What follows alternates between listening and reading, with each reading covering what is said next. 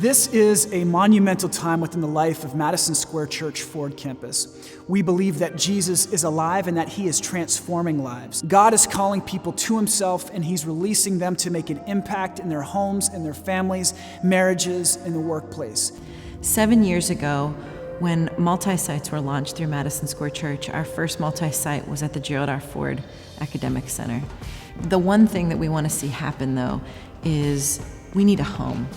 It is wonderful to be in relationship with Grand Rapids Public Schools, but we really believe we can be a far greater asset if we are rooted here in the community for the long haul. We want to see a place of transformation happen where ministry is going on 7 days a week, and the community sees this building and sees this church as an asset to this neighborhood.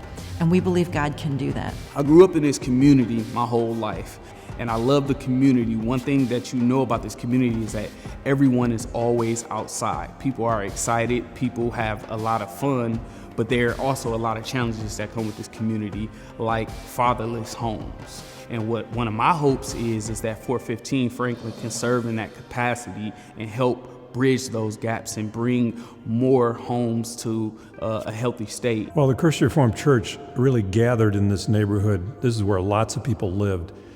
And so their idea that Christian education was so important for their children meant they built a high school here. And then during the 60s, when there were riots, it changed quickly, and lots of institutions left. And this one also left in about 1972. 50 years of being rooted in this neighborhood, and then people basically left the inner city. But come the 1970s, DHS, the Department of Human Services, came in here, and they operated the building for about 40 years. Back in the day when my daughters, I used to have to come here. And you know, that was very stressful, because at a time when you're going through so much and you have to rely on the government to help you, and then people want to act like it's your fault you're in that situation, or treat you like you're less than other people because you're going through some things. So I always felt like, Lord, if we could get in there and make something different in this building so it could have a different focus. You know, some of the construction companies do redaptive and redemptive restoration on buildings, and we feel like God is doing a work with this building here as well as in the community. Over the last number of years, we as a church, we have been praying over every room, every hallway, every doorway from the basement up into the roof. And over that time, I can't count how many laps of prayer we have done around this space, imagining what would it look like if the church were to be present here within this space. And by God's grace, we received this building in February of 2015.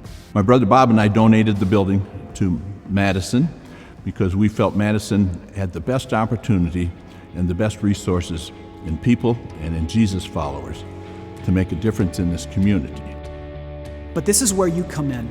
If you have a heartbeat for God-honoring Christian community development, whether it's around businesses or nonprofits or educational entities, we want to extend the invitation to you to join us and to come alongside and empower the community. But let's keep it real for a moment. You don't have to be old or wealthy or young. This is about all of us together for the gospel.